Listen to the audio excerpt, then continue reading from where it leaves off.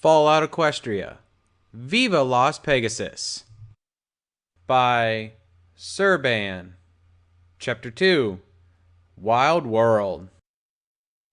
Hello and good morning, everpony. This is Mr. New Pegasus speaking for all the keen ears out there. I got to see the sun today from the top of the Platinum Horseshoe Tower.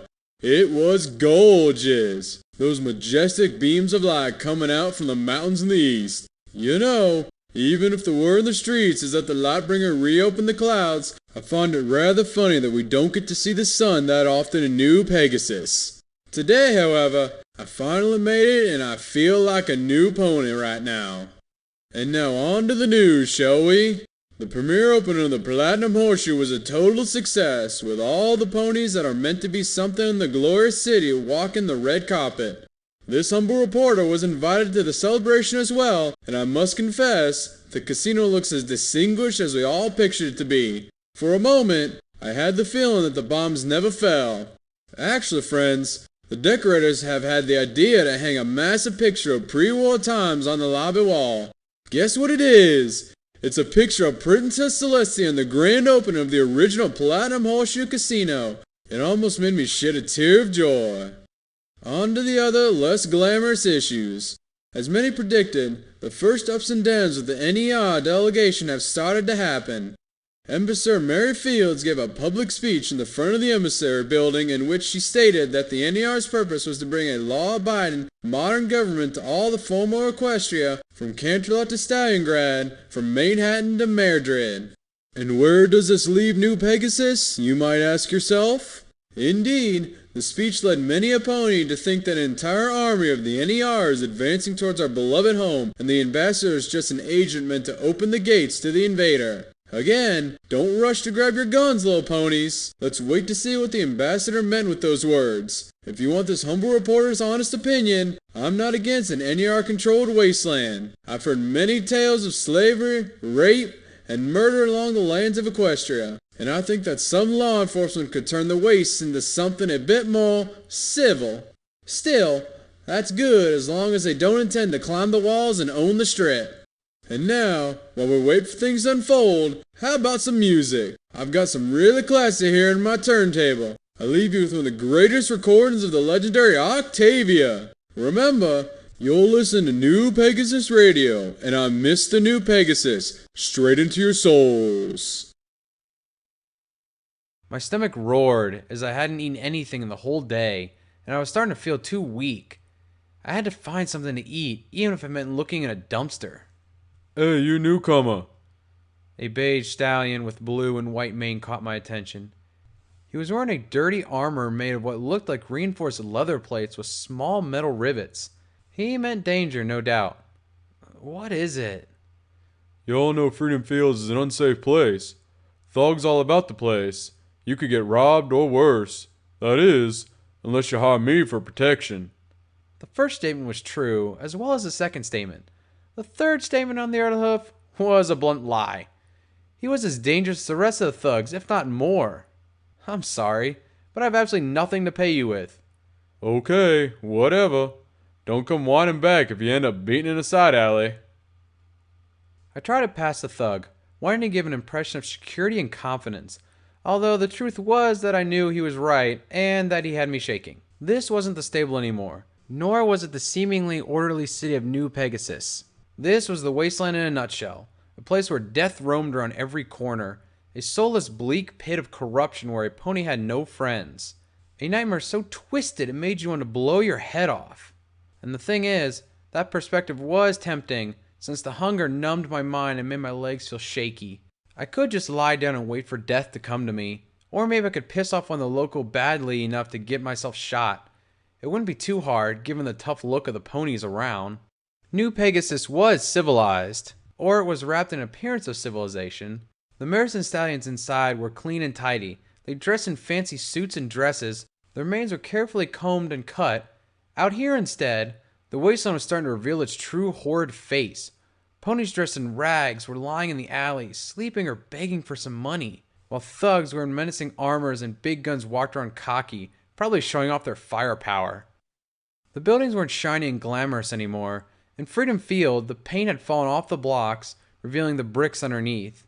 Most of the windows were gaping mouths open to the cold night, unless they had been barred with wooden planks. Most of the street-level shops had already been pillaged so many times that even the tiles on the floor had been ripped apart to be sold for ridiculous prices. While New Pegasus gave an appearance of opulence in the old equestrian class, Freedom Field was a taste of the new Equestria, the rambling desolation that came as a consequence of the megaspells in the war. However, I immediately noticed that even if dark, gloomy, and ravaged, this place wasn't violent and chaotic. There was order behind every single fact. The thug at the door warning you the dangers of Freedom Field. The drunks sleeping on the side alley, far from the main path from traders and travelers. The poor beggars heating their hooves in a flaming barrel close to the corner. The thugs patrolling up and down the streets. Freedom Fields was a Markabar dance, but it was a clockwork mechanism. An old mare with a toothless muzzle dressed in rags came stumbling to me. At first I felt disgusted, but then I realized to my despair that she and I weren't all that different after all. "Please, son, can you spare a cap to eat?" the poor lady begged. "I'm so sorry. I don't have anything on me." I looked at her eyes. At first I thought she might have been a drunkard or something, but her eyes were clean. She was desperate, fighting for her life. I felt a shiver of guilt down my spine, because she deserved to be helped, but I was hungry as well. In the stable, I would probably have given her my ration and waited for another one for me. Out here, it was either me or her. So with sorrow grasping my soul like the talon of a griffin, I gave her my coldest glare. "But son, I need to eat something." Her voice sounded frail, which made me feel even worse, but my reason told me to keep distant. "I can't spare anything, ma'am." I walked past her. I thought she might have attacked me or something, as desperate as she looked, but she just lowered her head and turned around. I felt like crying, but something inside told me not to. I had done the right thing. I kept wandering around the street, looking for something to claim my hunger and end my weakness. But all my efforts were useless, since the dumpsters had already been searched through and the vendors wouldn't spare even the tiniest bit of food. Besides, I wasn't the only one looking for something to put in my mouth. I saw mothers beg for food, one of them even offering her body as payment in exchange for something to eat. The very thought of it was disgusting. But I just stood there watching how a slimy buck handed a stick with a bunch of charred balls to the mare, who gave it to her foals. Then the vendor took the mare to a side street and fucked her violently, while the rest of the ponies around looked and cheered. I saw tears of the mother roll down her cheeks as she was laying headfirst on the cold asphalt, the fat vendor ramming her from behind, and I stood there, watching. Even if at the very bottom of my heart I knew I should have done something. My head, however, was telling me that this was the world I had been sent to. Shouldn't we do something about this?" I asked, perplexed. "What?" "She can't pay, so she offers sex for food. It's a trade after all, isn't it?" Another mare, more sensitive than all of us, took the foals away from the brutal show. I felt bad about this, however. The reply that I had given was rather logical. I was hungry as well, and I understood that if I wanted food, I'd have to offer something in return, and that mare had her body. She was a young, fine-looking mare. What was going on? Oh, the hunger. My brain felt numb, as if my head was sunk in a desert field. My legs were starting to shake. Damn, I feel so weak. Was I fainting? Then everything went black, and I felt the cold road on my side. The first thing I felt was hunger. My stomach started to growl and tremble, letting me know I hadn't eaten since I had left the stable. How long had it been already? 1 day? 2? Maybe? The next thing I felt was pain. It wasn't the lacerating, burning pain of a gaping wound, damn paper cuts, or a gash. It was more the remnant of the past pain, a muffled, pulsing feeling that traveled my entire body in waves. I could feel all my muscles stiffen as the wave of pain went through them, and relax when it was all over. I focused my still numb mind on what my body was going through, trying to regain control of myself. Slowly, since my brain was still in a half state of consciousness and everything felt as if it was sunken in a strange, vicious environment, I managed to stiffen the muscles of my left foreleg as the pulsing feeling went through it, and the pain became real. It wasn't muffled anywhere. This time it felt like my foreleg had been skewered on a spear. I was awake. A soft noise floated in the air.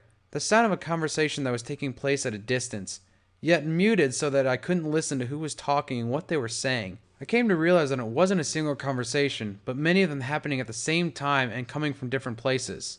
I just remembered I had fainted in the middle of the street, but the floor beneath was soft and comfortable like a cushion.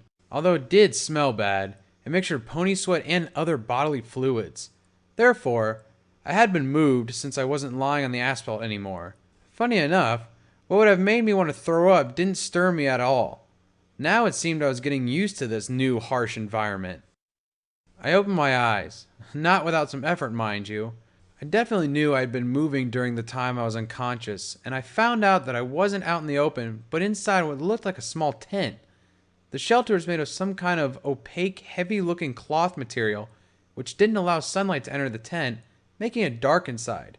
However, a stream of light from the entrance of the structure cut the darkness and lit dimly the interior. I could see I was lying on an old mattress, covered by a sheet of coarse cotton. There was nothing in the tent besides me and a table in the darker side of it, and that was not all, as I could distinguish the silhouette of a pony standing in the darkness. Who was he and what was he doing in here with me? And also, where in Equestria was I now? Where am I? I mumbled. Oh, crikey. Are you finally awake, mate? Asked the pony in the darkness, who definitely had to be a stallion according to the depth of his voice. Yet, there were details that gave him a strange feeling. First, the voice sounded jagged, granting, just as if stone was being scraped by another stone. Secondly, he had an old accent, different from anything I've ever heard before, even in the outside. I think so. I shook my head, trying to fight the dizziness as I was feeling at that moment. Jolly good, mate. When they found you on the street, we all thought you were done for, old chap. He sounded happy, no doubt. Was that happiness honest, though? What am I doing here? You fainted in the middle of the road, mate. Almost drove the attention out of the free sex show on the side street. I couldn't see his face, but I was pretty sure my companion wasn't too proud about that. I hate this place. You know, Freedom Field could be a lovely place if it wasn't for them damn riffraff, mate. So, I was still in Freedom Field. I now had to decide if that meant good or bad news, even if I had other matters in mind at the moment. The fact that the strange speaking pony didn't move from his dark vantage point was starting to make me feel uncomfortable. I was lying down on the mattress and thus defenseless except for the telekinesis I could pull out, which wasn't good either, which meant that I would have to speak my way out of this situation again if I wanted to obtain what I was looking for. I don't want to be rude, I said, trying to give my voice a soft and convincing tone, but the fact that you keep yourself concealed is making me feel rather odd. Would you please come out into the light? Silence. Tense and uncomfortable silence. Obviously, he didn't want to show himself, which made me trust him less second by second, although something did happen because he moved up. Up to that instant, he had been standing totally still, just as if he was a living statue, or shackled, or somehow tied to the floor, but now he had changed his position, even if it was just having lifted a hoof and placing it somewhere else. Not a problem, mate. Let me warn you, though, I'm not a pleasant sight for a newcomer. That's why I kept myself in the dark. He did sound worried. Slowly, one hoof after another, the mysterious pony started moving from behind the table and into the light. I swear to Celestia herself that I had to force myself not to scream in fear and disgust when I saw the mockery of a pony that appeared in the stream of light. The moss-green fur that coated him had almost fallen off, leaving a sickly green-colored hide in sight, or even worse, the muscles beneath. The mane had been reduced to some lousy strands falling feebly aside. Apparently it had been a wheat golden color a long time ago. His eyes had turned opaque and vitreous, and his muzzle was full of gashes. It was horrid, indeed, yet I forced myself to keep looking. Now you see what I mean, don't you, mate? He asked bitterly. I'm sorry. I have been rude. What is your name? Well, look at me now, stuttering like a foal. If I intended to look unstirred, I was given right the opposite feeling. The name is Jolly Trotter, mate, although everybody here knows me as Mixer. There's a jolly fun story behind the name, young lad. I bet you never imagined why the mates call me here Mixer. You give up? Oh, good, I'll tell you. It's because I used to be a bartender here in Las Pegasus before the war, mate. Best cocktails in town. Won the contest 3 times in a row. Even Princess Celestia had 1 or 2 a night, mate. Oh, you should have seen her sing. I'm Farsight, pleased to... Before the war? But that was like 220 years ago. How is it even possible? Mixer started to laugh out loud. Was he mocking me? No. No, it didn't sound like that. His laughter sounded honest. Pure. For a rotting carcass, that is. And just out of good sport. However, I had been rather serious in the question. Maybe my face was funny. Oh, you sure can be funny sometimes, mate. He chuckled. You don't even know anything about ghouls, do you, mate? Ghouls? Exactly, mate. Ghoul ponies. You know, that thing about the mega spells is that they don't blow up and go away. They leave a nasty aftertaste called radiation, mate. I know about radiation, Mixer. I read about it in the stable records. I'm not saying you don't know, lad. Just for you to know, those stable records are not better than any decaying skin. Anyway, as I was telling you, most of the venom you see if you travel wastes product of radiation, mate. It turns the beautiful into ugly, the cuddly into deadly, and in enough amounts, it turns a perfectly healthy stallion into this. Every day I wake up to find a strand of my mane on the floor, or a chunk of hide, or a tooth, or even a part of my hoof. I'm running as if I was dead, mate. Thing is, I live. Don't look at me like that. It's not painful, it's just nasty. In exchange, I've stopped aging, so to speak. And that decay won't make you lose your mind? That's a good question, old chap. Mixer stomped a hoof on the floor to emphasize the answer. It might happen someday. At some point, sooner or later, all ghoul ponies go feral and turn to what we call feral ghouls. Yes, the name is obvious. However, mate, if you come across any of those, shoot to kill. They won't stand there and have a peaceful conversation like we two having right now, mate. Good advice indeed. I'd have to keep that in my mind. Although, to be honest, I didn't quite enjoy the perspective of having to kill some pony, zombie or not. Just out of curiosity, I said. You don't sound like you're a local here. Where are you from? Ah, you noticed the accent, didn't you, mate? Mixer granted me an almost toothless grin, which I wish I could have unseen. I came from old and part of Trottenham. And I assume you were there when the bombs fell? Close, mate. I was returning from Trottenham when the bomb fell from the center of Trottenham. But I'd been in town, I would have been wiped out. But still, the wave of radiation swallowed me full. By the time I arrived at Las Pegasus, mate, I was falling apart. So they didn't let me in. I had to make my living here, mate. I could feel a mix of emotions in Mixer's voice as he was talking. A hint of sadness for his lost town. A bit of anger at the bigotry of the citizens of New Pegasus. But mostly pride for having rebuilt his life. Or half-life. Speaking of here, I continued, where are we exactly? Oh, sure, mate. This is the old piney fort of North Las Pegasus. Or more correctly, Feed'em Field. This was the first pony settlement in the Las Pegasus area. I believe this was a biased territory long ago. Before the war, this was a historic landmark mostly visited by tourists, but now it's the main base of the followers of the Shy. Followers of the Shy? What, some sort of cult? So to speak, mate, and one of those are more than others. I myself don't like all the Masonic heretics of the followers, mate, but I agree with their purpose. They're here to heal the wounded and aid the ones in pain, no matter their race or condition. And what is your function here? You told me you were a bartender. I can't see where it matches a healer. I might have been too harsh again. Well, mate, I was a bartender, but not any bartender.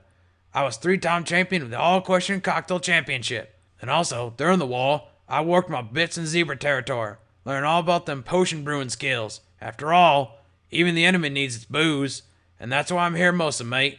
I see. Well, that was unexpected. Now, mate, you should really get yourself something to eat. Mixer nudged. We ran checks on you and we saw that you had fainted because of hunger and the physical effects. Still hungry and tired, I got up on my hooves again, just to notice I was naked for the first time. Where's my jumpsuit? I asked, startled.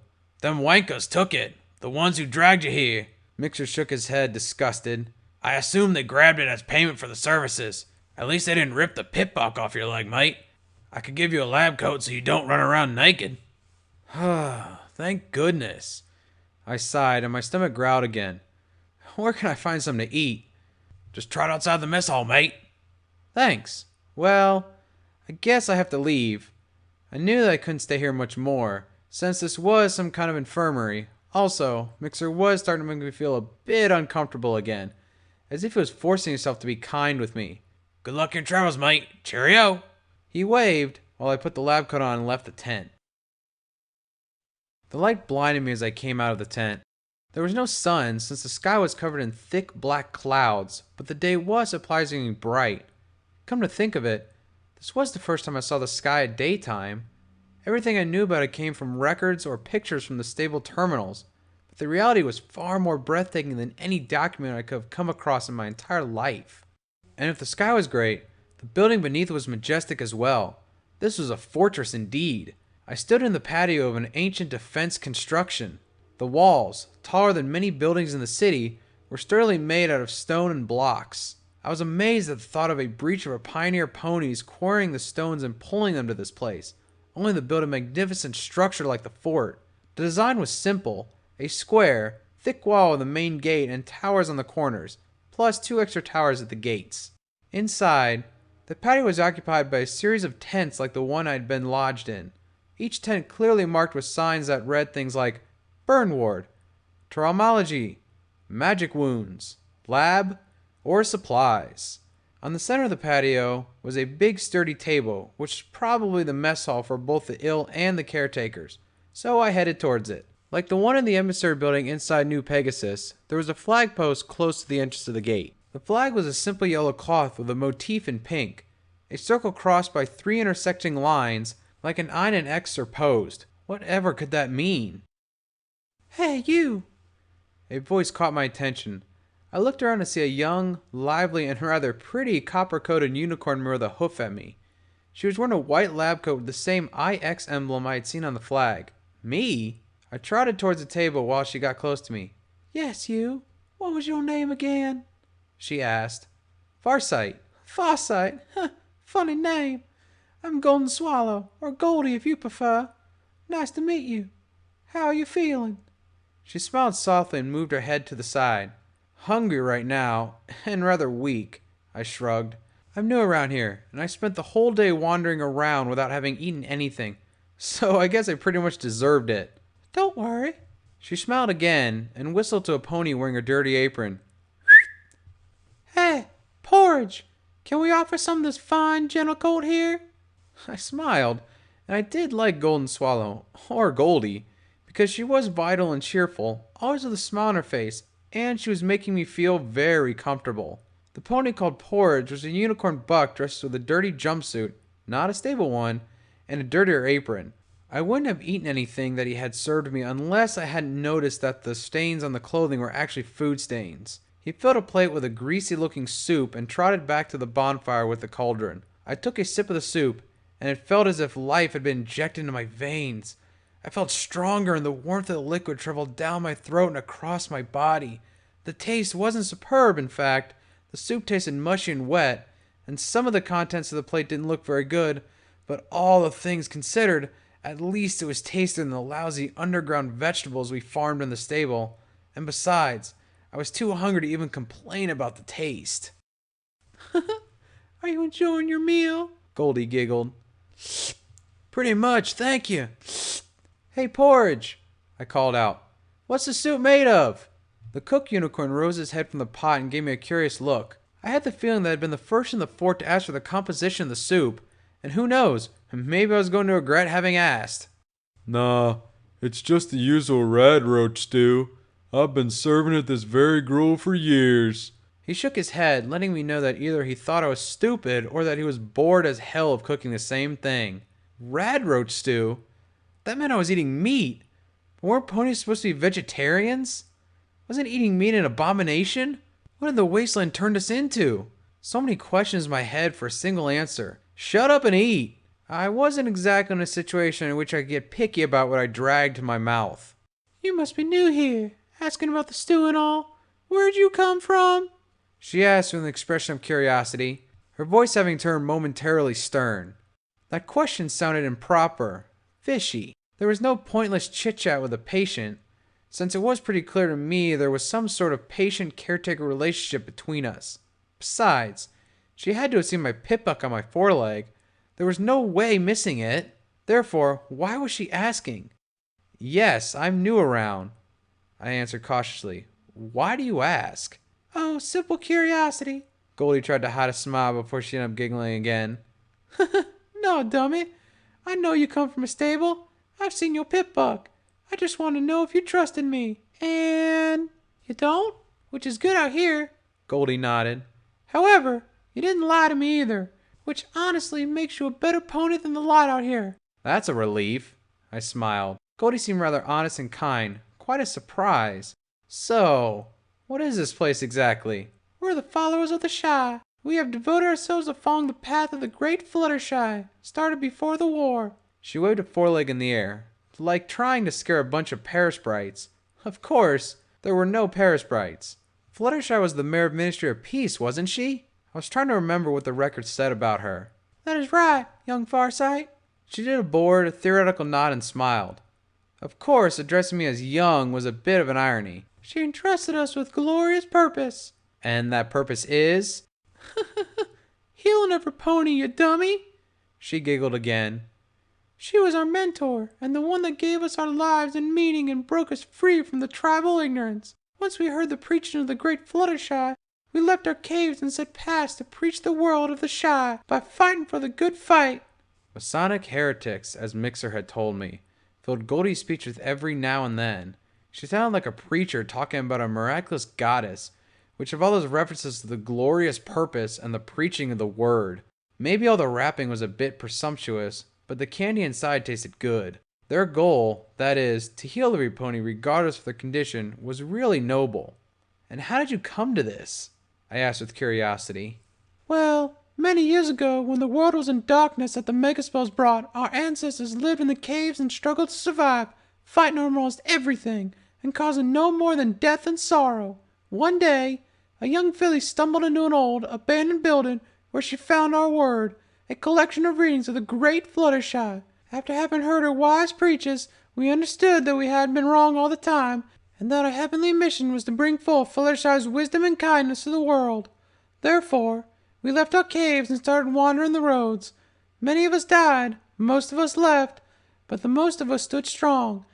So we decided to carry a banner that made us visible to the world, so that it is how we came up with this flag. It's a butterfly, don't you see it? Just like Fluttershy's cutie mark. Goldie pointed at the pole close to the door. Well, that's one hell of a story. I took the last sip of my plate.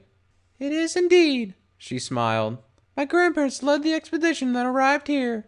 Since there's no pony living here, we decided to establish ourselves in the fort. Even if we're pacifists, there may have been many ponies that haven't liked us meddling around. Luckily for us, Freedom Field took us in without much violence. We have been attacked by gangs along the years, but they finally ended up in understanding that we are more than aid than the nuisance. That's good to hear, I nodded. How did you finance all this setup, though? Why? What are you, an accountant or something? Goldie gave me a big smug grin. You're the first pony to ever ask this. I happen to have worked as an accountant for some years, yes. Funny how the world goes, isn't it? I smiled back, irony in my face. No, honestly, I am interested. You got quite a professional facility here, so I guess you don't gather this out of the dust. That's true. We don't. To be honest, we have our ways of funding ourselves apart from charity, which works surprisingly well. However, I can't tell them to you. Professional secret.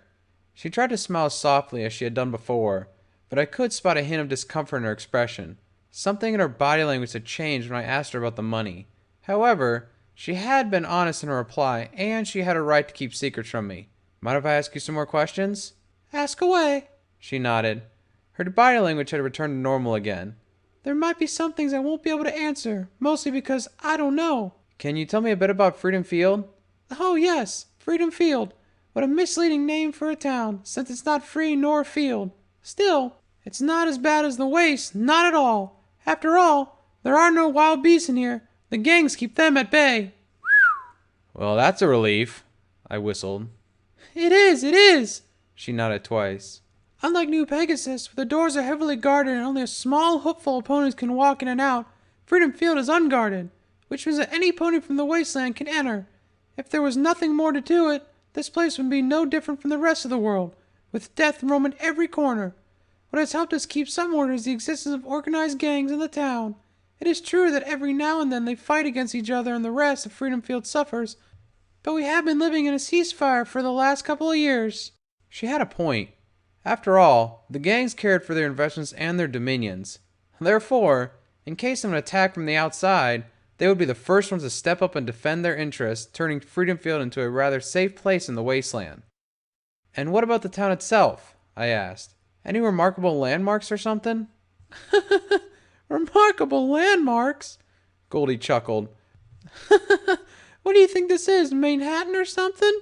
She giggled again and smiled. Now, being serious, there's not much to see around here. That's the way it is. Apart from us, there are only some habitable buildings. The rest are all torn apart or abandoned, like they've been for almost 200 years. And no ponies explored them? Nope, she shrugged. Can't really tell you why. I just suppose that the caps the gangs pay are more attractive than scavenging around for possibly no loot. Caps? I felt surprised. Like bottle caps? Just like that. Oh, of course. You come from a stable. The currency nowadays is bottle caps. That's why you should always carry Hopeful on you. Well, thanks for letting me know. I would never have kept a bottle cap otherwise. No problem. Where were we? Goldie looked up thinking. Oh yes, landmarks. First, we're here in old Pegasus Fort, but I suppose that's not what's interesting for you. Then we have Trader Plaza. The name is a bit overdone for what it really is. Trader Plaza is nothing more than the ruins of an old building, a square of brick around the concrete floor. The caravans and local traders come to the place before the shape of it, since it's the only actual square in Freedom Field, so it kind of resembles an ancient marketplace.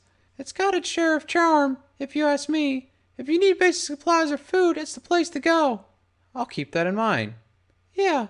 Then there's the Four Little Diamonds Casino, or the Diamonds for short. It's a small gambling den in one of the side streets out here.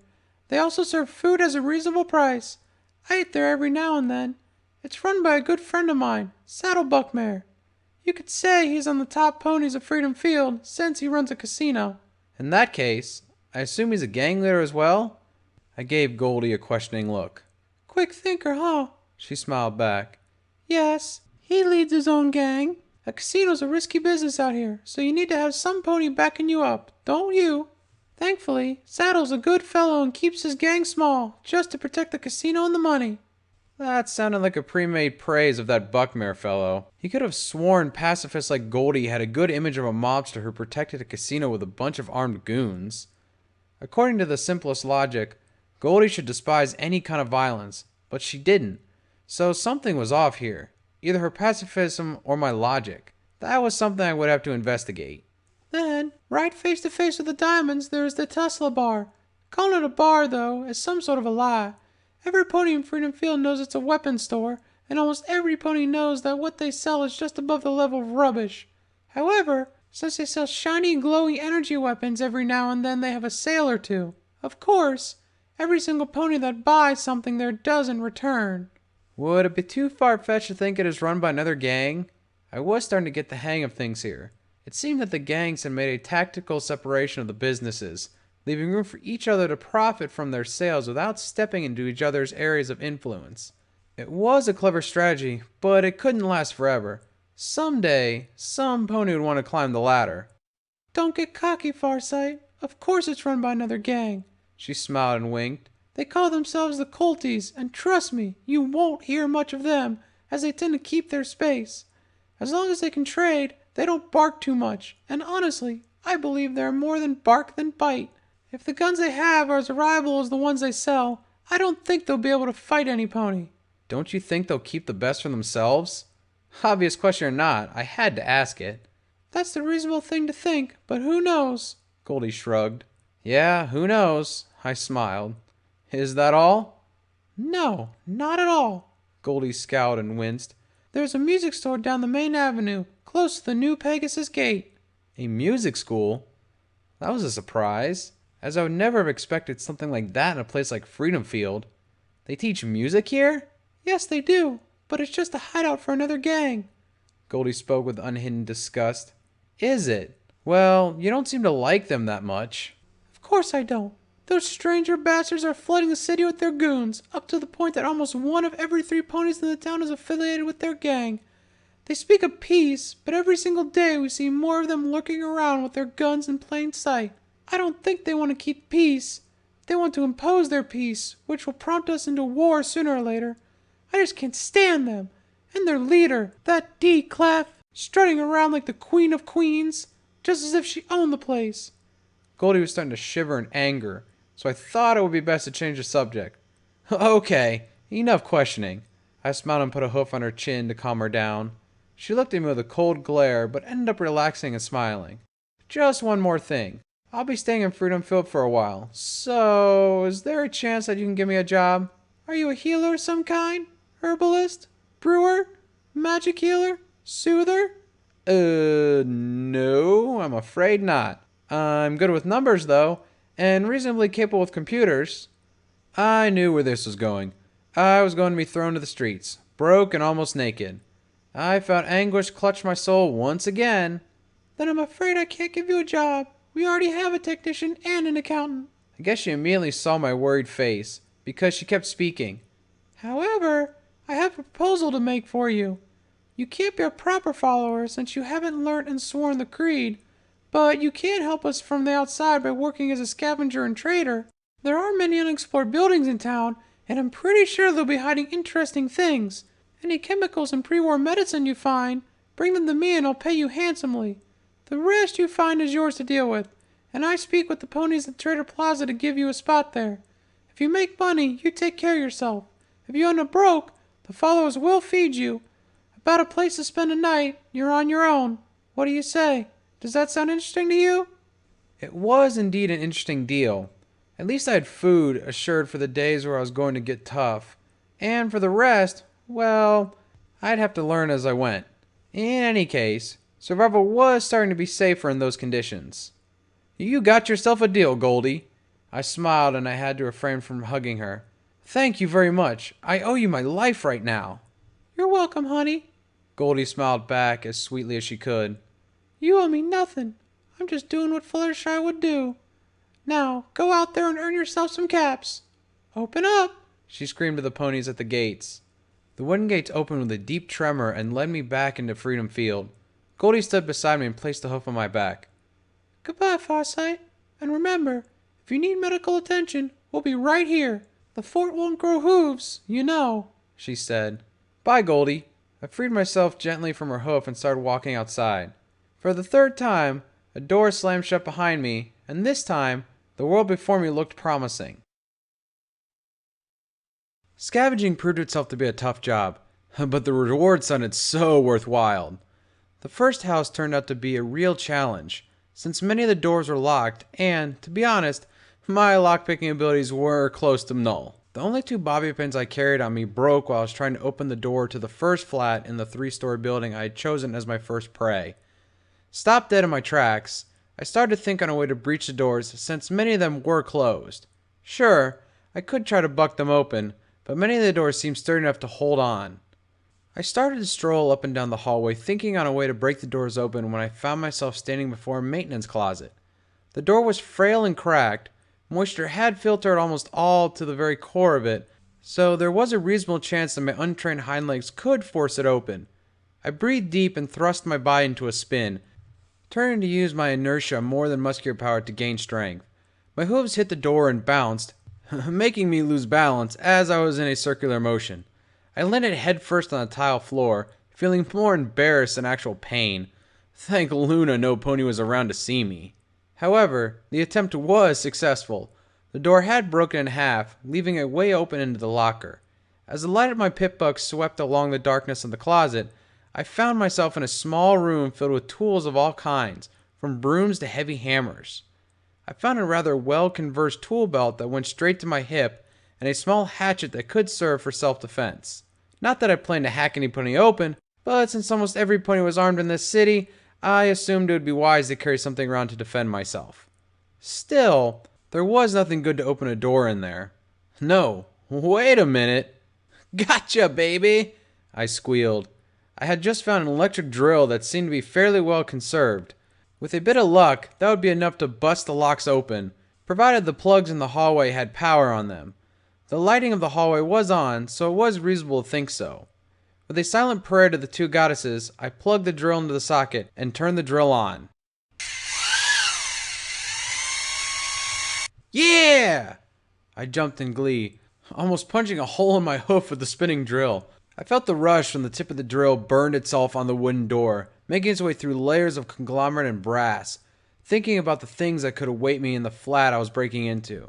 Again, a thought came to my mind. Wasn't I actually acting like a common burglar? What was the difference between me and one of the ponies I'd been told to despise? The drill stopped dead and I took it off its place in the door, leaving it gently on the floor. I sat on my flanks as I thought about what I was doing. It was true that I was taking some pony else's things, so technically I was stealing, but on the other hoof, this building didn't seem to be inhabited. It looked like the ponies that once lived here had left in a hurry looking for a safe place, never to return again. So, looking at it from that viewpoint, I was just claiming forgotten goods. I felt puzzled and a bit guilty. Man, all this world was so confusing. In the stable, the concept of good and evil were clearly outlined, and those actions that fell off limits were thoughtfully discussed by the dwellers. Out here, good and evil were diffuse mists, often overlapping into moral fog, and this was one of those situations. As I'd always done in doubt, I resorted to my coolest logic, devoid of any feelings, to analyze the situation. Thinking practically, the benefits of entering the house and scavenging were clear. I could obtain loot that would exchange for caps in the trader plaza, allowing me to buy things that I could need, such as food and proper clothing. I had already noticed how many mares and some bucks looked at my uncovered flanks while I was walking down the streets. On the other hand, the trouble that I could be involved in for stealing things was little and limited, maybe a quarrel or two with the owner of the loot, if and only if that owner existed. Therefore, the situation reduced itself into a dilemma of choosing between me and an unknown pony that might as well be dead, so there were a few things to think about. I had to make a living, whereas a dead pony needs no caps. So I powered the drill back on and finished breaking the lock open. The flat inside was small and cramped. A small living room with an adjoined kitchen, 2 bedrooms, and a small bathroom composed the place. Most of the furniture was still in place, a small couch and a low table standing before the television in the living room, beds and wardrobes in the rooms, a first aid kit in the bathroom, and the usual kitchen furniture with the refrigerator humming gently on the one side. I trotted towards the TV and turned it on, just out of pure curiosity. I hadn't seen an actual TV in my whole life, but I had read about the wonders of the technology in the stable, so I wanted to know what it was like. The loudspeaker buzzed as the TV got powered on, and the screen showed a black and white mist of static. I started operating the knobs, looking for something to see, until a fixed image came on the screen. It was a vague comparison of circles and squares with the words, "Please stand by," printed in the middle of the screen. An age-old voice came booming from the speaker. "To all the watchers, please keep calm. The country has sustained a massive aggression by our neighboring zebra nation, but we want to rest assured that the situation is under control. However, in order to make things easier, we would like to encourage all the population to head to their shelters and stay there until the alert is over. We repeat, head to your shelters until the alert is over. And remember, please keep calm. This has been a message broadcasted by the Ministry of Morale. This is the Ministry of Morale sending an emergency message. To all the watchers, please keep calm." The message went on, endlessly repeating the distress signal. Obviously, the alert hadn't been called off. It had been wiped clean. I felt sad watching the message over and over again, reminding me of a grim past of our world, a past of which we were all paying the consequences. I turned the TV off again, since I didn't want to think about it anymore. Clearly, the device was useless nowadays, but maybe I could sell it for scrap metal and electronic components. However, I would have to drag it up and down town. The TV would have to come last. I kept searching the flat for loot. I happened to find an old pre-war suit in rather good condition, even if it was full of dust and it smelled like hell, and I tried it on. If it suited me, I would dump the lab coat, a thing that I was more than willing to do since the cold winter air was starting to freeze my hind legs. The pants were a bit too wide and the jacket was old and ugly, but otherwise it was a good fit. So the lab coat went to a big bag I found in the same closet as the suit. I also scavenged a couple of fine dresses. Then I moved down to the bathroom. The first aid kit had nothing much apart from a couple of rolls of magical bandages and a blister of mint towels.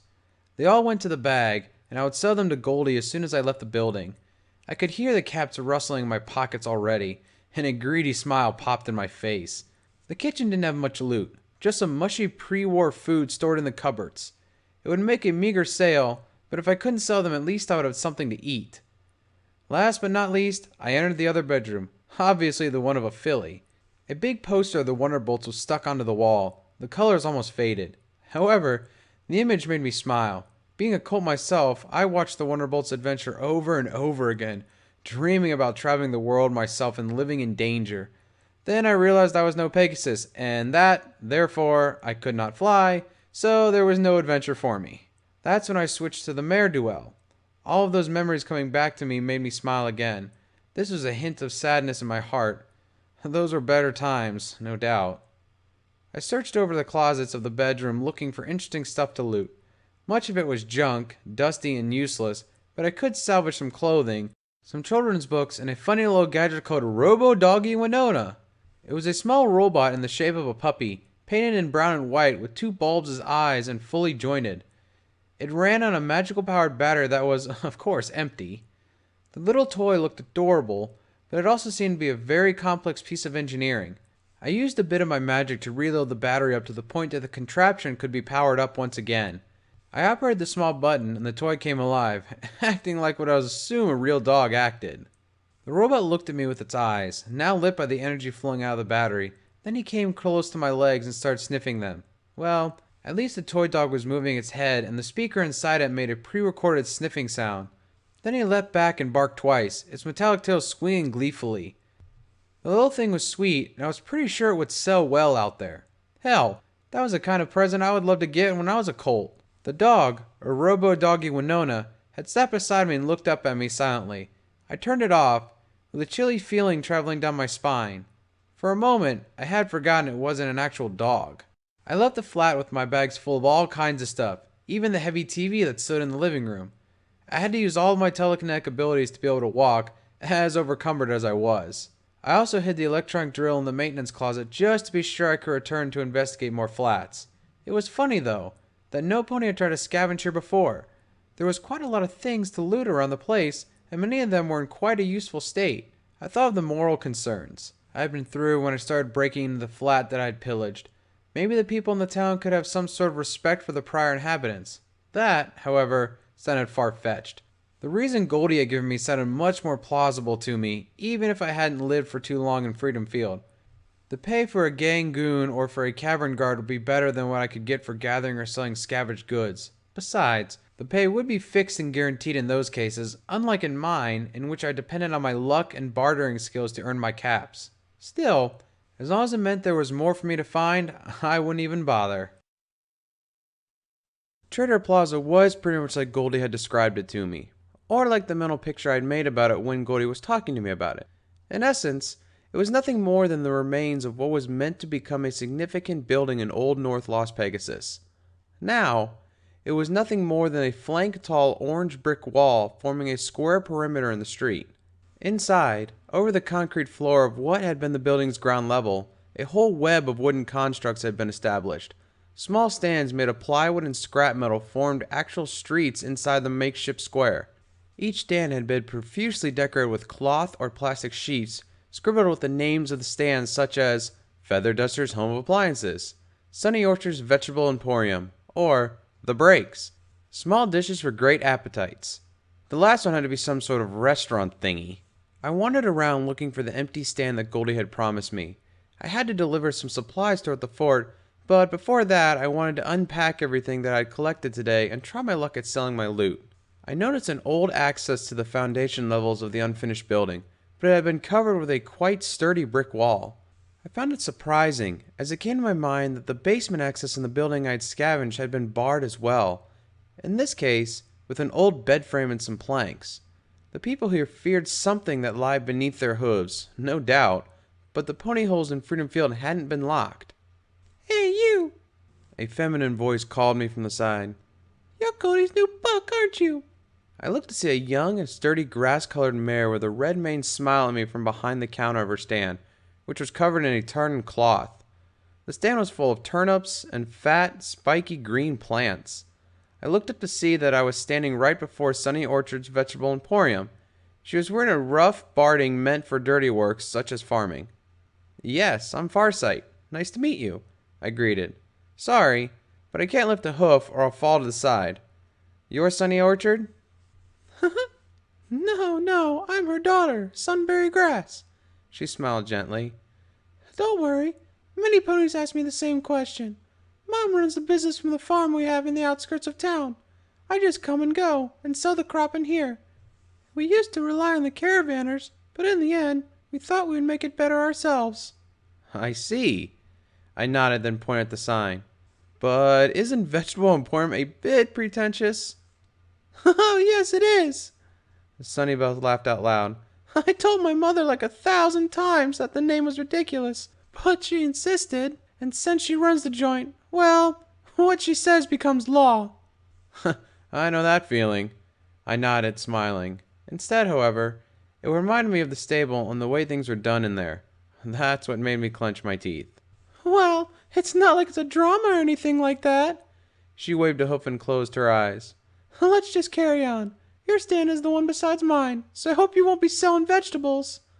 I won't, I said, as I unpacked my bag onto the stand and got behind the counter.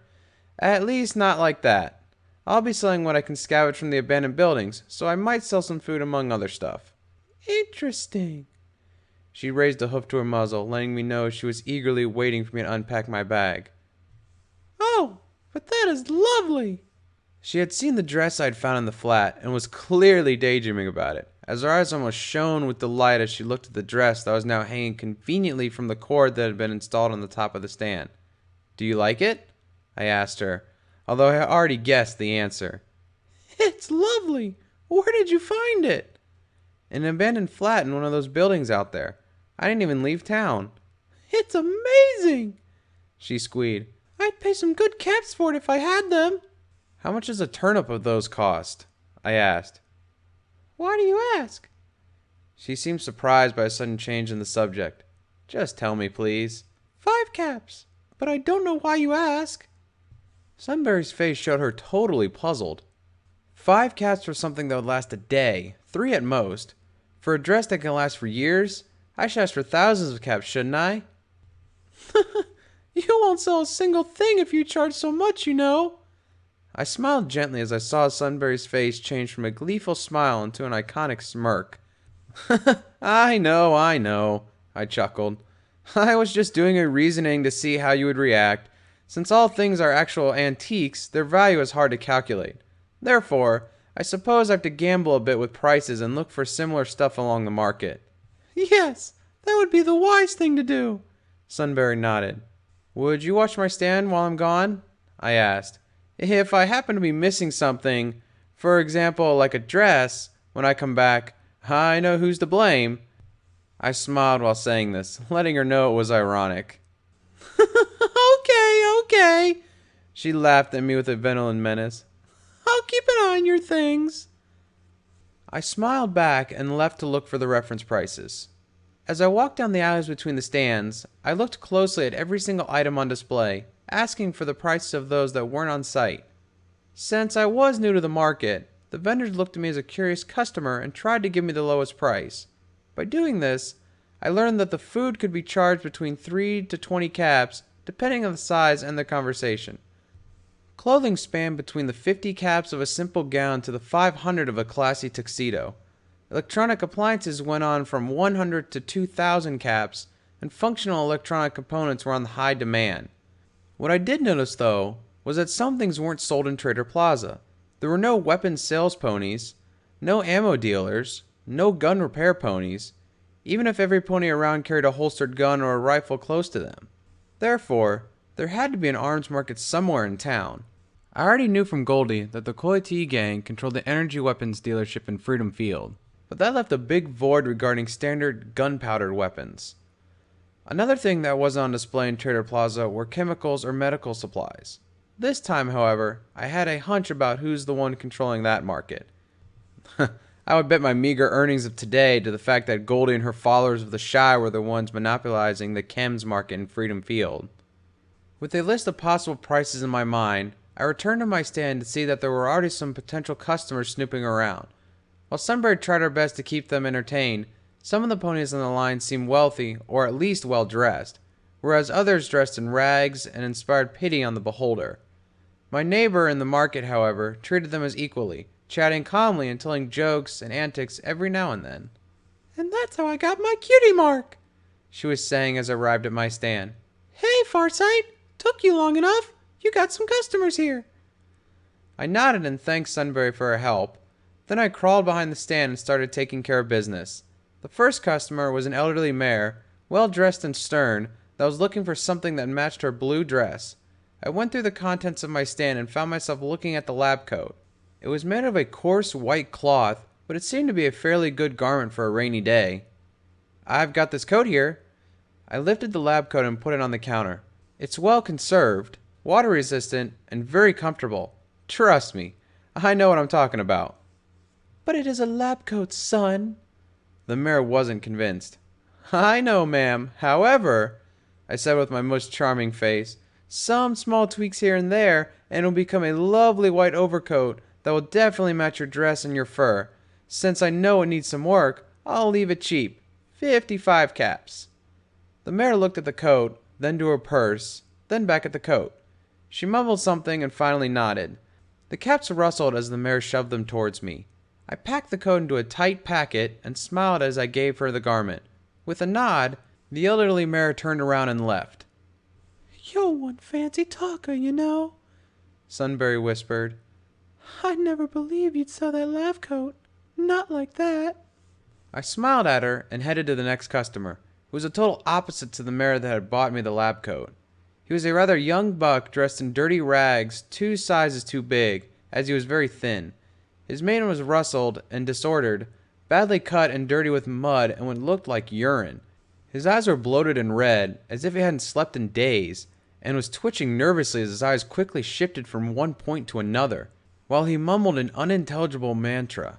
Something was very wrong with him. "Morning, sir." I greeted him, keeping my distance. "What can I help you with?" I. He kept stuttering nervously while emitting grotesque noises. "Food. Need food." "Food? Why, we have a broad choice. What is it that you would like to purchase?" I need food. Food! Hungry!" His speech was nothing more than mindless blabber. "Yes, sir. I know. Just tell me what you want and we'll discuss prices." I started to get nervous. The pony before me acted irrationally and there was some aura of aggressiveness around him, as if he could pounce on me any minute. My mind concentrated on the hatchet on my belt, but I didn't want to get violent on my first day since I might get kicked out of the trader plaza. "Food!" he yelled. "Give me food, damn it!" That was enough aggressiveness for me, so I placed a box of mac and cheese on the counter and the pony grabbed it furiously. Then he searched through his packs and hurled a bunch of caps onto the stand. Right after that, he left on a hasty gallop. I picked the caps up. 7. Not too bad a sell for being such an awkward one. Beneath the caps, I noticed a small piece of cardboard, the shape of a playing card. It was yellow and carried a familiar pink IX emblem.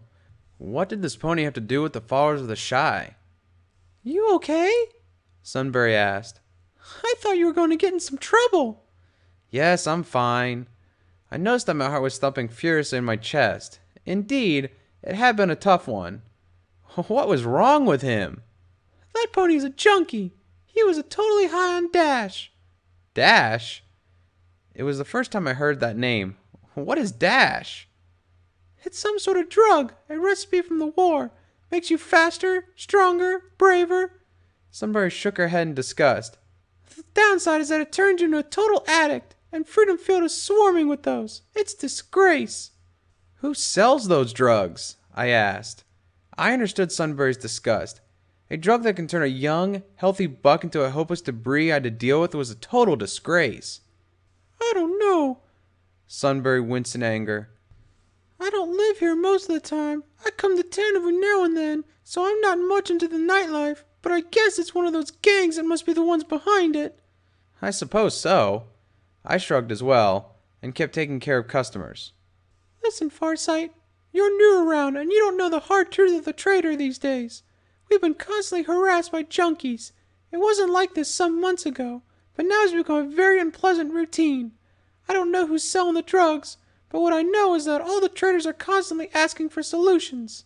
Speaking of which, does this ring a bell? I popped out the card from the follower emblem. Isn't that the symbol of the followers of the Shah? Yes, the junkie dropped it. Well, that is suspicious. I've never seen such cards. Could it be some sort of foul play? Maybe. Are you going to investigate it? Maybe. I feel curious about what the implication of the followers is. Farsight, why would you put yourself in danger because of this? I don't know. I just feel curious about it. Besides, I've been a victim of some plots before, and I don't like the feeling of being played. Just be careful, okay? We don't need dead heroes. I nodded in silence. Apart from that incident, the day had been good altogether, since I had sold almost everything I had found, except for the dress Sunbury had liked and the robo-doggy Winona. My pouch was now rustling with caps, and I felt really satisfied. After all the pains I had been through, I was starting to feel like I could make a living out here. I had left the stand for a while to deliver the medical supplies to Goldie at the fort, which made me earn myself a juicy reward. I could have asked her about the card the junkie had forgotten at my stand, but something told me that was certainly unwise. Instead, I just walked away with many questions in my mind. The day was nearing to an end when something stirred up the market. The vendors in the stand started mumbling nervously. Something was happening in Trader Plaza, something that had shaken almost every pony in the area. I was feeling rather puzzled, since I didn't understand what was going on, so I asked Sunbury about it. I don't know, she answered. It seems that Decliff is visiting the plaza. Decliff? The Decliff from the music school? I asked, surprised. How many Decliffs do you know? Was Sunbury's reply. Well, just one, who according to Goldie was a tyrant that was trying to take over Freedom Field by crushing every pony under her hooves. However, the atmosphere in the market wasn't one of fear. Instead, it felt as if the vendors were waiting for a superstar to walk by, as if the legendary Sweetie Belle had entered the building. The pony in the stands were nervous, but they appeared eager to talk with the mentioned Decliff. Oh, look, here she comes, some ponies said. A group of ponies were coming down the alley, looking at the stands at the sides. The group was composed of 2 ponies in black leather armor clearing the way, 2 mares in the middle, and the other 2 armed ponies guarding the back. Indeed, it looked as if the very Celestia herself was coming to visit. The armor of the ponies had a symbol painted on them, a turquoise base clef. In a shocking contrast to the guards, the 2 mares in the middle dressed classy. One of them, who had to be Decliff, was wearing a sharp white-lined suit with a white shirt, a thin black tie, and a comfortable-looking beige coat. On her head, she wore a white Stetson with a black band. The mare beside her, who appeared to be a consular, wore a simple checkered dress. The group got closer to our stands, and Sunbury almost squealed when Decliff stopped to take a look at them. While she was browsing through Sunbury's vegetables, I took a clear look at Dee. Although youth had not left her yet, the first signs of age were starting to show in her eyes. Her coat was coal gray, with a darker gray mane that fell graciously straight behind her head. Her face was beautiful, but at the same time she inspired authority, like the one of a teacher. She smiled gently to Sunbury as she bought a couple of turnips, then she turned to look at my stand. Then, as I was looking her eye to eye, I was stricken by realization. Maybe her coat was a bit more coal gray than graphite gray, maybe the mane was a bit shorter, but Decliff was a dead ringer for Octavia. Good evening, young one. She gave me a gentle smile. I haven't seen you around. Are you new here? Yes, ma'am, and good evening to you too. It's my first day in the plaza. I bowed gently and smiled. The first rule of selling was to always keep the customer satisfied. Well, look at you. How polite. What's your name? Farsight, ma'am, and I'm going to guess you're Decliff. You guessed right, Farsight. You know who I am, don't you? Watch out, Farsight, because this one was a tricky question. I had noticed a hint of change in her attitude towards me. It had become colder. Oh, as far as I'm concerned, you're a customer at my stand, and that's all that matters. Everything else doesn't matter right now. That's one of the wisest answers I've heard. Dee laughed, loosening the tension. What do you have for sale? Not much right now, to be honest. I sell scavenged goods, and I work by the day. So if you want to have a better chances of finding something, I would recommend you come by noon. However, I still have a couple things you might find interesting. Declef looked at the stand, whistling a gentle tune, until she noticed the small robo doggy on the shelf. She smiled again and pointed at the toy. How much for that, darling? She asked. Honestly, ma'am, I don't know. I was surprised to find something so advanced in such a great state. I haven't been able to compare it to anything in this market.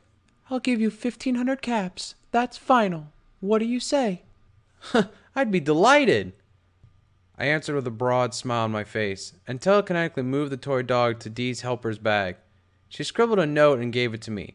I owe Farsight 1,500 caps. Signed, D. Clef. I looked at the note, feeling rather scammed. I don't walk around with so much cash, Farsight, darling. Dee smiled. Come to the music school tomorrow, and Metronome here will pay you. Dee waved and turned around, ready to leave, when Sunbury spoke up. Miss Clef, excuse me? She called. I'm sorry to bother you, but we've been experiencing some problems with junkies lately. The traders are worried. Since we don't know how to react, many of us can't defend ourselves. Dee shook her head and stomped the floor, bothered. Maybe Sunbury had been a bit too rushed with addressing her. I know, and I feel so disgusted about it, darling, Dee groaned. I'm trying to end the drug business in Freedom Field, but as long as the buckmares keep pumping chems into town, I can't do much without starting a war, and that's the last thing I want to do. I've worked very hard to achieve an actual peace, and I'm not going to throw it all away. However, darling, I promise I'll try to talk to Saddle about this. She smiled and walked away from us, the rest of the vendors cheering her. I remembered Goldie's words, and I noticed something didn't match. Dee didn't seem like a pretentious tyrant. Instead, she looked like a godmother that took care of the inhabitants of Freedom Field, always caring for their welfare and safety. The people seemed to appreciate her, as every pony she crossed greeted her with a broad smile. Everything that Goldie had told me was starting to seem less real minute by minute. Once Dee's group had left the market, Sunbury let out a long sigh. She can't do anything. Well, I will, I said. At least I'll investigate a bit. I already told you that this card the junkie forgot is making me suspicious. Just take care, okay? I will. By the way, do you know of a place to sleep around here? I asked. Nuh-uh. I usually sleep out here in the stand. Come, I'll share my dinner with you. Thanks, Sunbury. You know you can keep the dress. It's the least I can do. Oh, thanks. You sure can be nice. The dinner was just a boiled turnip, but it felt like actual glory after all the day's hard work. However, all the effort had paid off, as I already had a juicy pouch and a promise of another 1,500 caps waiting for me at the music school. The day had left other things for me to worry about. I hated to see junkies wandering around town, making all of us feel insecure. Moreover, I hated to see a junkie with some relationship to the followers of the Shy. I would have to dig a bit deeper there, since something told me that the jolly healers I was helping with my scavenging weren't as good and kind as I initially thought. But first, I had to have a good night's sleep. The day was cold and dark, with a thick cloud hiding the sky. The morning activity in Freedom Field was frantic, with heavily guarded caravans crossing the township in and out of New Pegasus. Small-time traders and vendors mounting their stands in the side streets, and gang goons doing their morning patrols. I'd woken up early to take a look at the buckmare's setup before I could start the scavenging for the day. Come over to the Four Little Diamonds. We have the best booze in town, the hottest tables, and the sexiest mares around. The Four Little Diamonds is a place to go if you want to have a good time. A flamboyant maneuver mare was announcing the Four Little Diamonds Casino in the main street of Freedom Field, dressed in a skimpy white dress. Whoever had thought that a mare like that would make a good announcer for the casino had been a true visionary. Every single pony, both stallion and mare, stopped and looked at her, and in the meantime heard whatever she had to say. The Four Little Diamonds was my first target in my mental list, since it was the main base of the Buckmare gang, who, according to the traders in D, was the one siphoning the drugs into the city. Therefore, I got closer to see what the mare was announcing. At first, I thought she was some kind of stage performer, an actress or singer, like the ones at the stable, but a second, more in-depth look proved me wrong. The mare wasn't that flamboyant from up close. She wore heavy makeup to hide the age and the marks of what I thought had been a drug abuse. Also, the skippy dress blatantly tried to derive the attention to her flanks, which led me to realize she was a prostitute. So, the Buckmares were on the whore business, apart from the drug dealing. I trotted past the crowd that the mare had gathered and entered a side street full of ruined, crumbling blocks. Next to the city wall on the far end of the street, two buildings stood out from the rest since they were in a far better state. One had a big billboard with 4 gemstones on a straight line, the 4 little diamonds. And right across the street, a black and electric blue sign announced that you were about to enter the Tesla bar. Goldie hadn't lied on this one, as they were literally knocking on each other's doors. It was time to start my investigation, so I pushed the door in to the 4 little diamonds and entered. Smoke filled the air, making it difficult to see and to breathe. Not like there was much to be seen inside the diamonds, but breathing was mandatory. Coughing lightly, I walked into the main room of the casino. It wasn't much of a blast of light and color as I'd imagined by watching the display of billboards in the new Pegasus strip. In fact, the 4 little diamonds was far more down to earth than that.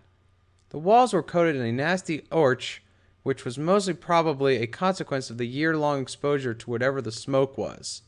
The hall was some sort of show restaurant lounge, with a big stage set along the main wall of the room. A cluster of tables with their respective chairs and linen were distributed along the space of the room, leaving the opposite side for a counter and what I assumed from the smell coming from beyond a closed door, a kitchen. Behind the counter, a staircase climbed to the high level of the building, most probably reserved for rooms for the customers looking for prepaid company. My suspicion was quickly confirmed when an overexcited stallion let go of a loud moan of pleasure, which was followed, not without a fine sense of humor I might add, by a frantic pounding of the door and cheers from the audience in the restaurant. Opposed to the entrance was a small door with a sign that read, "Tables," above it. The casino area was my guess. I trotted down to one of the tables and started looking around the place, trying not to attract too much attention. A waiter, dressed in a gray livery with a face of a mare painted on, asked for my order. "Breakfast, please," I asked without looking. "Right now, sir," was the waiter's answer, and left for the kitchen. The waiter returned holding a tray with a bunch of charred pieces. At first I thought it was some sort of root or something, but then I realized that the blackened bits on the tray were actually meat. After having eaten a radroach stew in the fort, it wasn't that much of an outrage to eat meat. Actually, I was starting to enjoy it. The waiter left the tray carefully on the table and left. I used my telekinesis to drag a piece of meat into my mouth and started chewing it. Its taste was in the middle point between dirt and ash. Whatever it had been in life, the cook had almost exorcised it on the pan. While I was eating my breakfast, I kept looking at the entertainer, a lousy wannabe stand-up comedian ghoul pony in a striped suit that kept making jokes about zebras walking to a bar. Corny jokes that no pony laughed to. "Hey, what do we have here? How are you, sweetie?" a voice asked near me. A young female griffin, her white head towering 2 or 3 heads above the rest of the audience in the casino, had sat close to me. Even if her armed battalions and wings made her look menacing, she was openly trying to flirt with me. She kept looking at me with a seductive face, which to be honest, was turning me on. "Oh, I'm doing fine, honey," I smiled and talked fancy. "What's your name?" "I'm Stuka Talonblade, and you are?"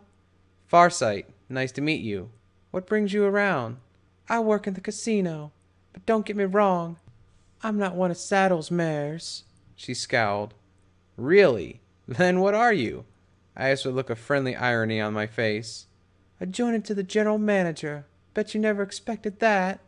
"Nope, not even in my wildest dreams," I nodded. "Indeed, you don't look like the typical whore. Unless, of course, there is a part of the clientele that likes armored Italians. But hey, I'm new around here, so who knows?" "Why is it? Do you like Italians?" Her voice purred as her eyes narrowed. It was time to take a risky gamble. I could either be slashed by a rageful griffin, or I could have a good time and use her as an informant. Alright, I'll be honest, I did it for the good time. "Oh no, Italians are a bit too sharp for me," I purred as well. "But I love feathers." "Oh, what a charmer." "Thank you. I work hard on my social skills. Being a loner in the town forced me to learn all the tricks in the book. Can I buy you a drink? That's page 1 on the book, you know. It's on page 1 because it always works. I smiled sarcastically. I'll give you that one. She nodded. What will it be then? Beer. I thought you were more in the whiskey type. Whiskey? Do I look like an anguished security guard? I don't know about the anguish, but with that armor and that pistol holster on you, by the way, gorgeous waist. I'd like to say you totally fit the picture of a security guard. Ah, touche. You're right. I do take care of the security, but I think I can take a break for a while. She giggled joyfully. I ordered 2 beers, and we sat down for a long while chatting about nonsense. I felt a bit surprised and proud, since I never thought it could actually be this easy to chat up a mare, well, a griffin, properly speaking. After around half an hour of beers and soft laughs, she lifted me in her talons and flew me up to the mezzanine leading up to the upper level. Then she dragged me down the hallway to her room, and before I could even mutter a single word, I was lying naked on her bed. Life gives you lessons, sometimes bad, sometimes good, and rarely, very rarely, life gives you one of those lessons you wouldn't forget until the day you died. This being one of those lessons. Thanks Celestia, I'm a quick learner. First time with a griffin, honey. Stuka laid back beside me on her bed, her wing gently embracing me. Yes. I was being sincere, as it had been my first time ever, and I was exhausted.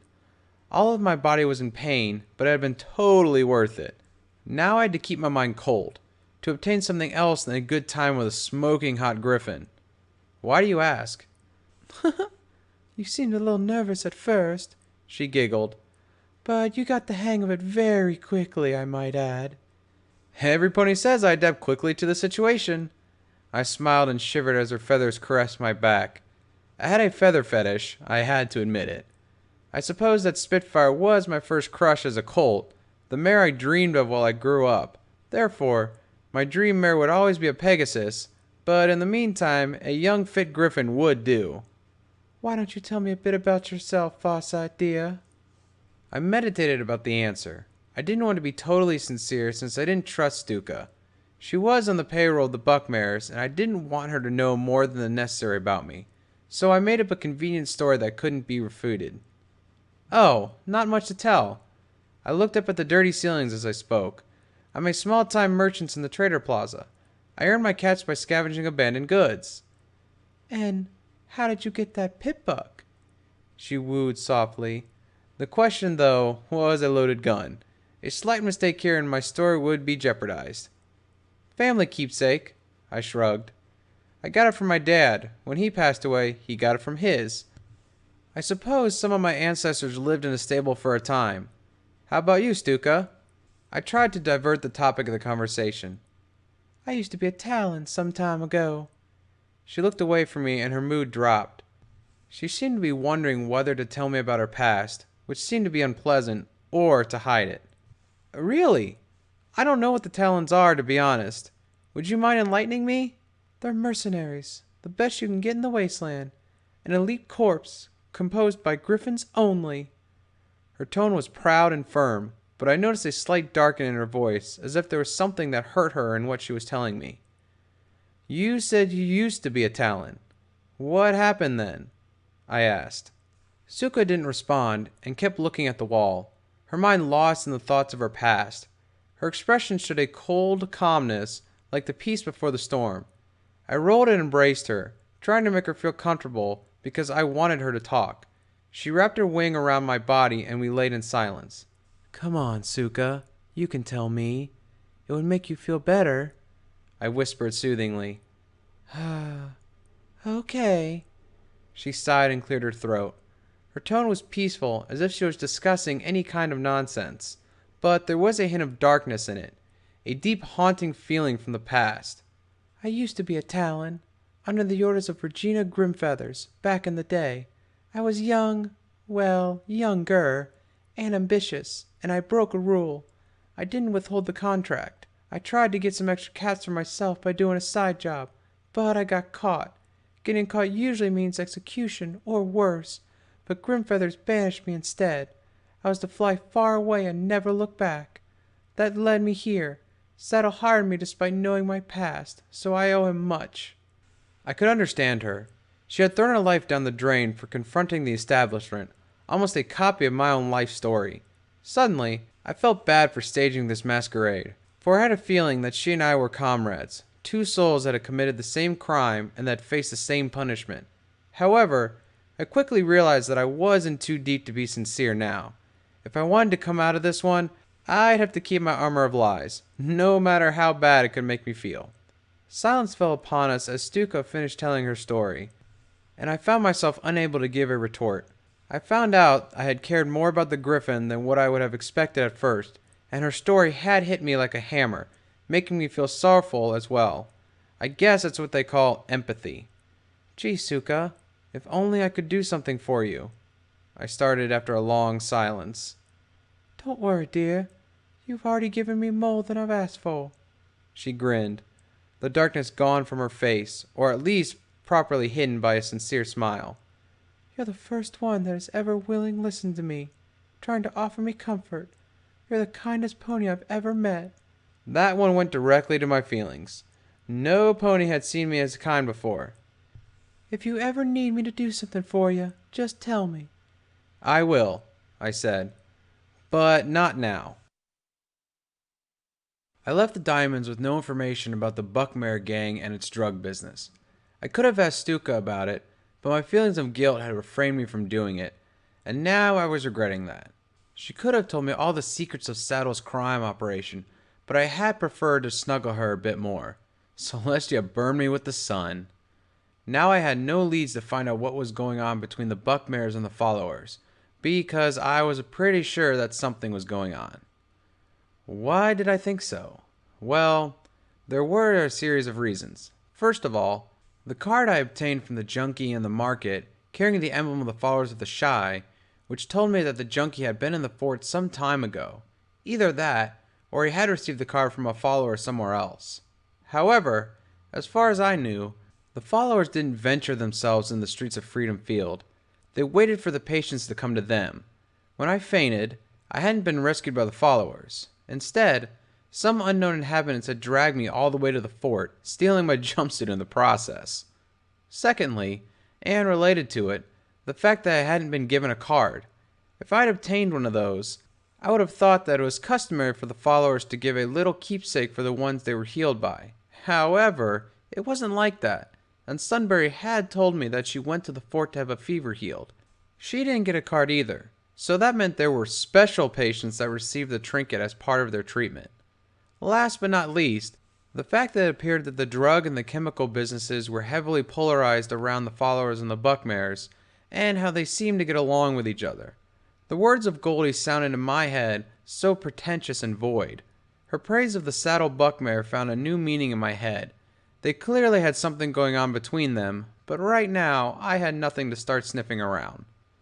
Lady Luck, however, could be very capricious at times. Sometimes she'll kick you in the flank, but the other times she'll give you a little gentle, loving kiss, and this was one of those times. While I was wandering around, the door to the Blue Diamonds opened and a silver-gray pony with a very respectable look came out of the casino, dressed in an old haze-brown suit. He looked like a pre-war business pony, wealthy and charming with his clean-cut mane and his sturdy way of walking around, surrounded by a swarm of goons clad to the Buckmare's armors. I didn't have to be the brightest pony around to notice I was looking at Saddle Buckmare, but by the looks of things, he was in a hurry, heading for a meeting that had to take place in neutral ground as he was leaving the casino. I started following him, sometimes going through a side street or even through an open building just to avoid attracting his guard's attention. I thanked Celestia that Stuka wasn't accompanying them, or I would have been unable to tail him undetected. Following a tortuous route across the barren side streets and wrecked buildings, Buckmare was trying to discourage any pony from following him. However, Freedom Field wasn't that big, and I could keep up with him pinpointed at every moment. Finally, Saddle and his crew stopped in an alley close to the city wall. Before they could notice, I had hidden an open dumpster, praying to the goddesses that no pony would care looking in them, or I'd be done for. I could hear Saddle whispering something to his goons, and then the noise of trotting hooves grew louder, which meant that some pony else was coming. The meeting was about to take place. Here I am. A male voice grunted. I suppose it was Saddle's. What did you want to discuss? Why the long face, Saddle? A female voice replied. It was Goldie! Not that it was much of a surprise, but it came to clarify my suspicion that there was some hidden business between the followers and the Buckmares. Now I just had to figure out what it was about. You know, I don't like walking around these streets. You don't know who could be listening. Oh, shut up, Saddle. If any pony is peeking, your bucks will find them and teach them a lesson. Or am I confused? I guess you're right. Why did you call me here? We need you to sell more. To sell more? What do you think, I'm a supermarket or something? My bucks can't produce any faster, and you know that. They'll have to, or our customers will start going rebellious. We can't manage an increase of population in a rehabilitation wing. What we can't manage is a full-scale riot. Besides, I've heard news of junkies attacking the traders this very morning. We don't want that, understood? Rehabilitation wing? A blaze of light struck my mind, but what I saw was so hideous that it made me want to cry out. Could it be like that? Could Goldie be associated to Buckmare and the addiction rehabilitation scam? Was that what Fluttershy taught them? And to think I'd admired Goldie and her crew. I felt dirty, played around, so angry and enraged that I had a hard time avoiding making any noises. Yes, Saddle sighed. Talking about the very thing, I had the very nasty message from Dee today. Apparently, the traders talked to her yesterday about the increasing amount of junkies. So she told me to stop the flow of drugs into the town. Like I'm going to listen to her. Be careful, Saddle. I know you hate her. I do as well. If I could, I'd stick a rear bar in that cunt's brain. But right now, we can't handle a war. You know that she outnumbers us 3-1. Even a dimwit like you can figure out what would happen. Watch out, Goldie. I have a short temper, and you know what I'm capable of. Yada, yada, yada. You and I know that I'm the one wearing the pants in this relationship, both here and in bed. Goldie, you've gone too far. You think I care? Listen up, every pony. Saddle Buckbear and I get it on every night, and he's my little bitch. Goldie went silent and waited a bit. You see, no pony has hurt us. I was starting to feel numb inside the dumpster. I hadn't moved in some good 30 minutes, and I was hiding in a rather uncomfortable position, so I felt as if ants were marching up and down my legs. Besides, I was starting to feel rather cold, and the series of revelations I had heard in such a short time had me literally on the verge of shaking. Okay, but cut it out, Saddle gave a curt response. Does the population know about your side job rehabilitating junkies? No, you fool. I keep it a secret. Only a few trusted followers help me out with this. Also, the junkies carry a distinctive trinket with us to identify them. A trinket? A playing card with our emblem. It's not something that a mugger would rob, and it wouldn't attract the attention of any pony in a city where gambling is so common. Wrong again, since it had already attracted my attention. You understand? Good. How are your contracts with the Colties going? Not good, Saddle grunted. Those bastards don't want to talk about any alliance. Their leaders are so isolationist that they just can't understand that taking D out of the picture would increase the slice of pie they get. Keep working, Saddle. If we want to take down D's gang, we need to be ready to act swiftly. And we need the Colties. A long war would attract unicorns. The unicorns? What the hell are they talking about? What would an all-out war attract to Freedom Field? Were the followers and the Buckmares going to attack D. Clef's gang? And most importantly, what was this itch on my nose? No, I couldn't. Sneeze. Chew! Who's there? Saddle yelled. Crap, my cover had been blown. Before I could try to do a run for it, the dumpster that hid me shifted and turned, hurling me outside, and I fell headfirst onto the cold, hard asphalt. When I rose my head, I saw myself surrounded by armed goons, many guns pointed at me, Goldie and Saddle looking down at me from behind. Look who we found. It's my newest scavenger. Goldie snickered. Is he one of yours? Saddle yelled enraged. No, he's just Convenient. Goldie waved a hoof. Knock him out cold, but don't kill him. I want him alive. He's going to have to answer to some questions. Before I could open my mouth to say anything, a hoof slammed me into my head and everything faded to black. Note: reputation change. Freedom Field. Irrelevant. You're just another pony passing by Freedom Field, so the rest won't notice you, unless you draw their attention. Buckmares and followers. Shunned. These gangs have some reason to think you're a menace towards them, so they won't treat you kindly. At all.